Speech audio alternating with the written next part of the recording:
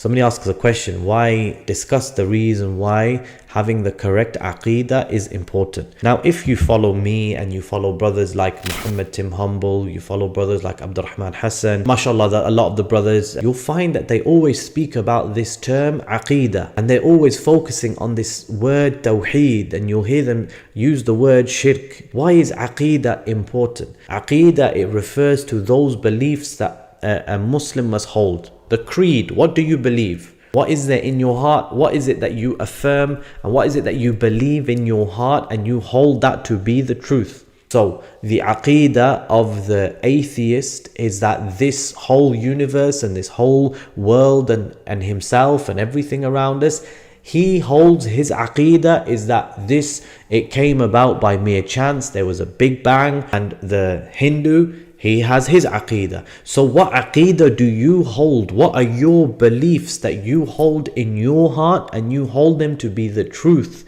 and you don't have any doubt concerning them?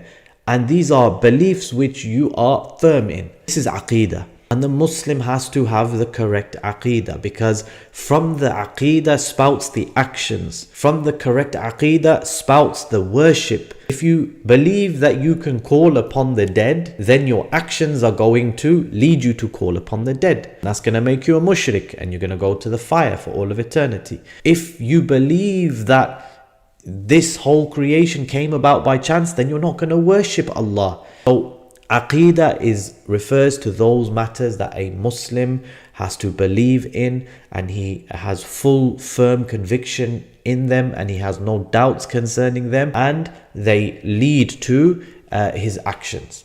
This is the creed. Aqeedah, brothers and sisters, is so important, because if a person has the wrong Aqeedah and it leads him to commit shirk, that person will never get into Jannah. If he dies whilst committing shirk and he hasn't made tawbah and stopped and rectified his ways, he will never enter into Jannah, because there is something, it's like the most deadly of the sins. It's the most serious of the sins. Every single sin, Allah will either punish you for it or He'll forgive you for it. If He wants, it's up to the will of Allah. So if a person murders, if a person steals and commits zina and he takes riba and all of these things, Allah will punish him if Allah wills. So he's liable to the punishment of Allah. But that depends on what Allah wills. But there's one sin which, if a person commits it and he dies whilst committing it, then Allah has already told him in the Quran that He will never forgive it.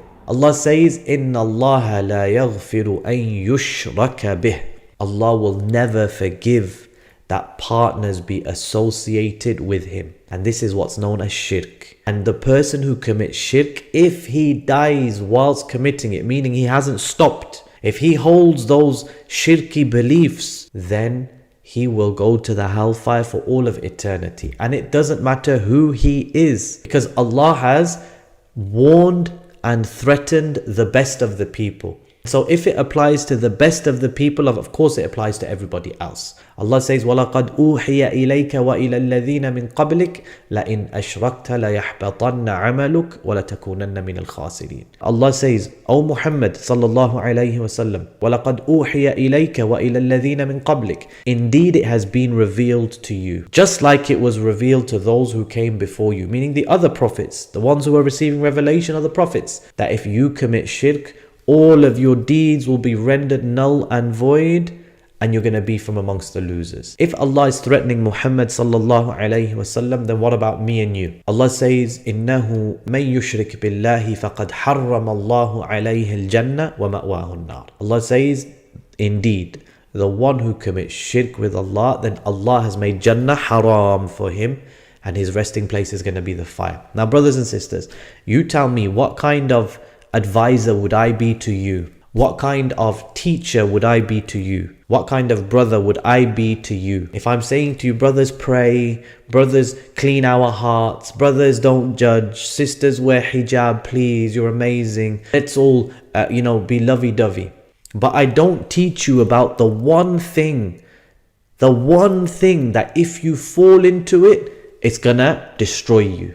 And I don't tell you about the one thing that you must do in order to attain the mercy of Allah. What kind of person am I going to be? And so that's why it's so important that when you listen to somebody, you need to listen and you need to develop yourself the correct Aqeedah.